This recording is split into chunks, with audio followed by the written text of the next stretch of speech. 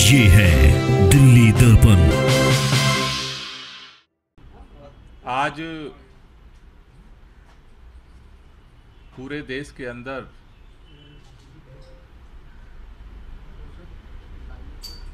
मोदी हटाओ देश बचाओ का पोस्टर अभियान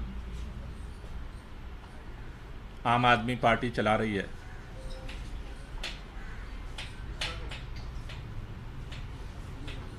अभी अलग अलग राज्यों से जो सूचनाएं आई हैं उसमें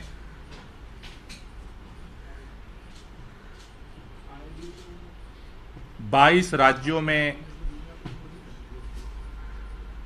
अलग अलग भाषाओं में ये पोस्टर पूरे देश भर में लगाए जा रहे हैं, जिसमें हिंदी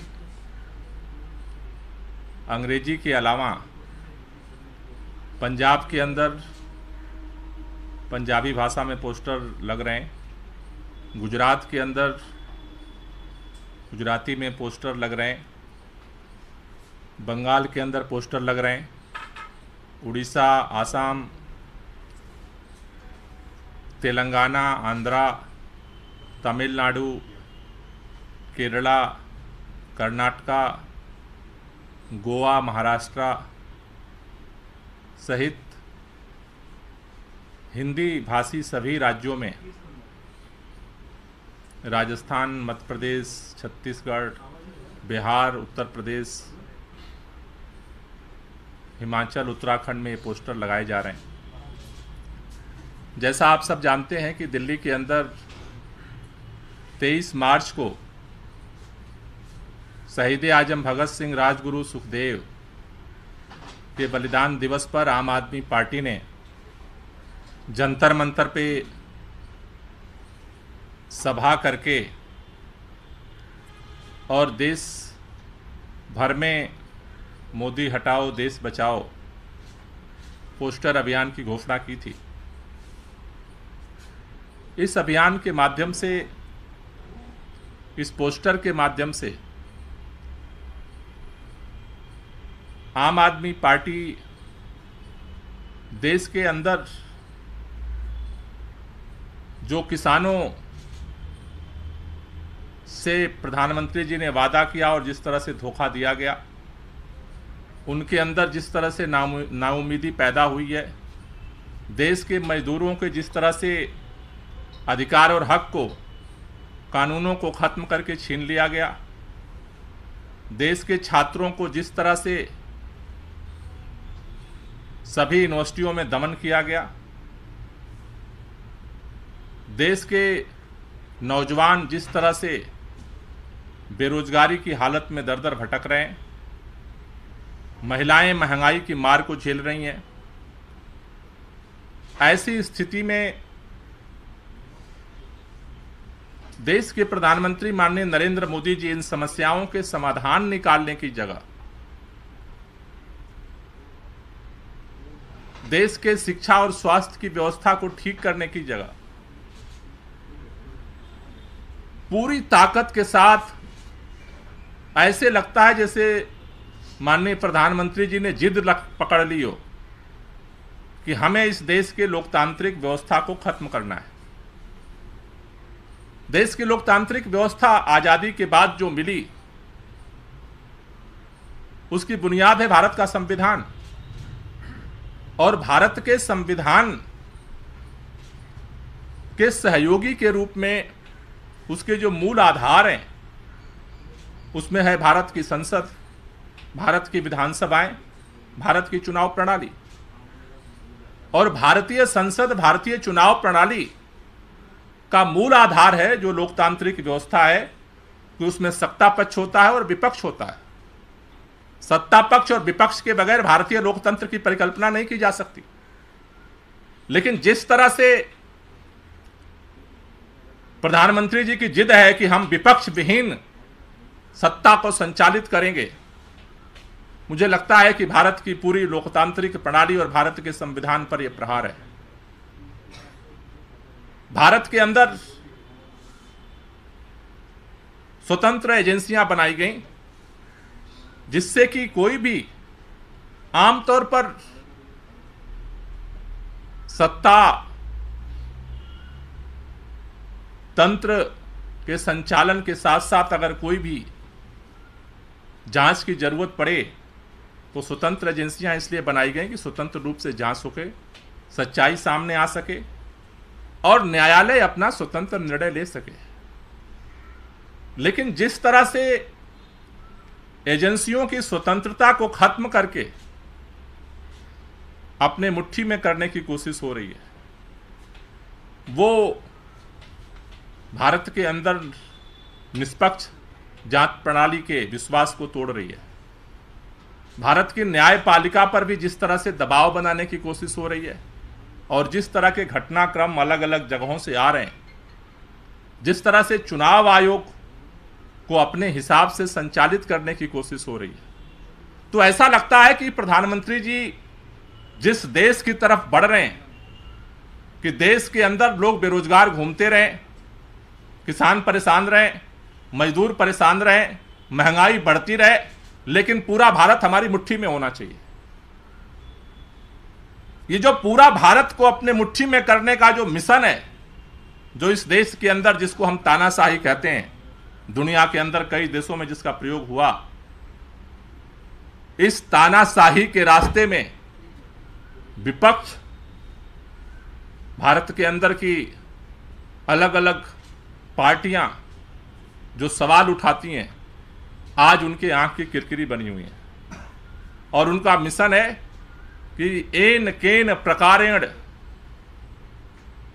सारे संवैधानिक तंत्र को, लोकतांत्रिक बुनियाद को खत्म किया जाए। ऐसे में देश के लोगों को जब 9 साल पहले माननीय प्रधानमंत्री अच्छे दिन के वादे के साथ जब देश के सामने आए थे, लोगों को शायद उम्मीद थी कि कुछ नया बदलाव होगा, लेकिन अब देश में अंदर ये बहुत ही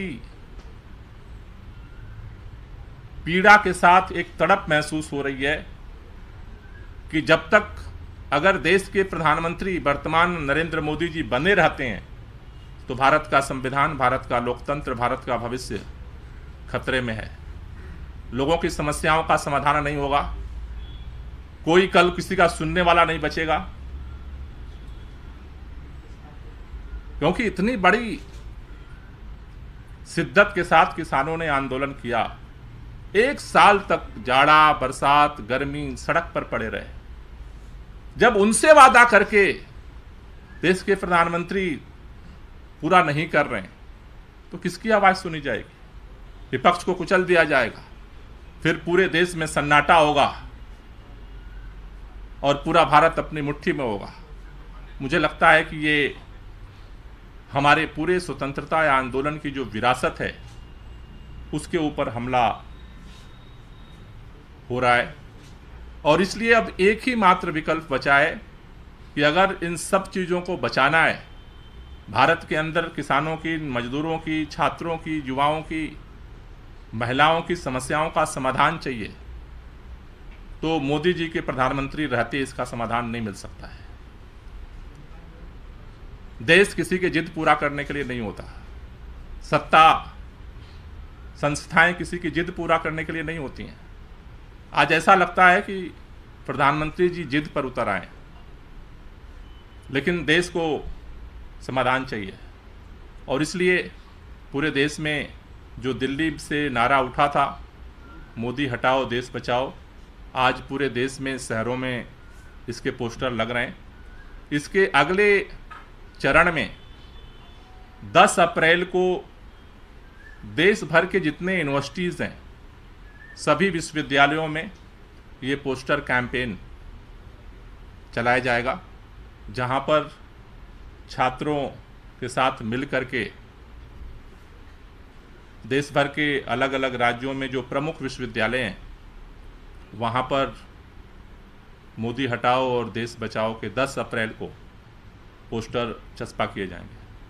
थैंक यू। कोई क्वेश्चन हो तो ले इसके लो। अलावा जो दिल्ली में आज दिख रहा है, प्रधानमंत्री की शिक्षा पे आप लोग सवाल खड़े कर रहे हैं कि प्रधानमंत्री को पढ़ा लिखा होना चाहिए। ये कैंपेन, क्योंकि इसका नारा अलग था, मोदी हटाओ देश बचाओ, उस पोस्टर की क्यों जरूरत पड़ी, वो क्यों लगा रहे हैं? नहीं, मेरे ख्याल से वो प्रधानमंत्री जी का तो उसमें कोई सवाल नहीं है। उसमें तो एक जनरल सवाल है कि भाई देश का प्रधानमंत्री कैसा होना चाहिए। नहीं तो ये सवाल कहाँ से उठा गया, देश के प्रधानमंत्री पढ़े लिखे नहीं है, ये आप कहना चाह रहे हैं, या ये पोस्टर क्यों लगाए जा रहे हैं? मतलब किस प्रधानमंत्री की बात कर रहे हैं आप?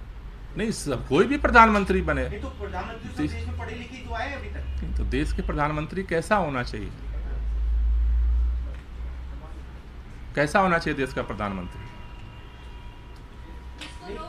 नहीं, लेकिन पिछले एक हफ्ते से लगातार जिस तरह से मुख्यमंत्री अरविंद केजरीवाल सीधे प्रधानमंत्री को, नरेंद्र मोदी को हमला कर रहे हैं, उनके नाम को लेकर बार बार ये कहा जा रहा है, तो क्या इस पोस्टर से सीधा ये संदेश जा रहा है कि आप प्रधानमंत्री नरेंद्र मोदी पर अटैक कर रहे हैं? नहीं, ये तो एक सामान्य सा सवाल है। अब वो भारतीय जनता पार्टी के लोगों को क्यों लग रहा है कि उन्हीं के प्रधानमंत्री पे अटैक हो रहा है? ऐसे क्या बात है? अभी मुझे अभी पता चला कि वो प्रधानमंत्री जी के यहाँ से शायद पीएमओ से फ़ोन आया होगा, कोई पुलिस का दरोगा आकर के पोस्टर फाड़ रहा था। अरे भाई, एक सिंपल सा सवाल है कि क्या देश का प्रधानमंत्री पढ़ा लिखा होना चाहिए, इसमें किसी के खिलाफत की क्या बात है? मेरे समझ में नहीं आ रही। गोपाल जी, ये सवाल है क्यों? ये सवाल आप जो लगा रही हैं आम आदमी पार्टी, ये सवाल पैदा क्यों हो रहा है? सवाल पैदा इसलिए हो रहा है, आगामी लोकसभा चुनाव तक अलग अलग सवाल जो है वो रखे जाएंगे कि भाई देश का अगला लोकसभा का चुनाव है, उसमें देश में प्रधानमंत्री जो बने वो कैसा होना चाहिए, वो क्या क्या करना चाहिए, अलग अलग सवाल उठाते रहेंगे। यानी कि अरविंद केजरीवाल जो प्रधानमंत्री नरेंद्र मोदी का नाम लेते हैं, ये आपकी कैंपेन उससे जुड़ी हुई नहीं है? भाई, पोस्टर तो साफ लिखा हुआ है, उसमें कोई बुझने और बुझाने की बात ही नहीं है, ना आगे की ना पीछे की। उस पर एक लाइन लिखा हुआ है कि भाई क्या देश का प्रधानमंत्री पढ़ा लिखा होना चाहिए। तो इस तरह के सवाल आगे और उठते रहेंगे। गोपाल जी, बहुत सिंपल सा सवाल ये है कि क्या अरविंद केजरीवाल जो सवाल उठाते हैं, ये कैंपेन उससे जुड़ा हुआ है या नहीं? जो पोस्टर में लिखा हुआ है वो सिंपल सा है, जिसको जो जैसा समझ में आए वो कहते हैं जाकी रही भावना जैसी और हरी मूरत देखी तिन तैसी, तो वो तो अलग मैटर है। आपने कहा भाजपा वालों को लग रहा है कि उन्हीं के प्रधानमंत्री पर अटैक हो रहा है, लेकिन प्रधानमंत्री तो पूरे देश के हैं और उसमें सीधा भाई कोई भी प्रधानमंत्री हो, प्रधानमंत्री कैसा होना चाहिए, सिंपल सी बात है। वो पहले भी सवाल था और आज भी है। हर चुनाव में हम ये मंथन करते हैं प्रधानमंत्री कैसा होना चाहिए। कोई रेफरेंडम करा रहे क्या? किस पे? इसी पे कैसा? जब कराएंगे तो बता देंगे। सर, जहांगीरपुरी में शोभा यात्रा निकाली जा रही है, पुलिस की इजाजत थी नहीं, ऐसे में हंगामा बढ़ने के आसार ज्यादा हैं।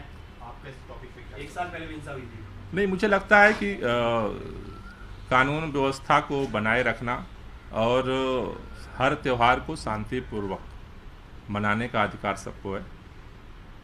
तो मुझे लगता है कि रामनवमी पूरे देश में लोग धूमधाम से मना रहे हैं और शांतिपूर्वक मना रहे हैं।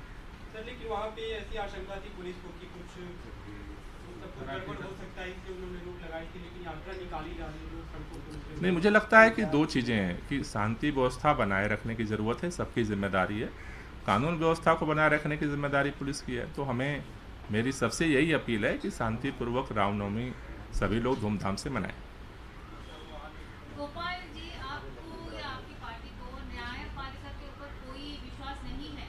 क्यों है? पूरा है। तो जैसे आप जैसे कोर्ट में जाते हैं, बार बार अपील करते हैं, तो आपका जो इतने सारे मामले हैं कोर्ट में है ना, तो आप इसमें प्रधानमंत्री जी को क्यों फंसे हैं? किस चीज़ में? ऑन अरेस्ट, ऑन दिस, आपने कहा कि विपक्षहीन सत्ता वो रूल करना चाहते हैं, तो अगर कोर्ट का जो रेमेडी अवेलेबल, इसमें कोर्ट कहाँ से आ गया? हम तो प्रधानमंत्री जी का जो मिशन है हम तो उस पर बात कर रहे हैं। कोर्ट में जहाँ जहाँ मामले हैं, मुकदमे हैं, कोर्ट में हम उस तरह से अपनी लड़ाई को लड़ रहे हैं, कोर्ट में अपनी बात को रख रहे हैं।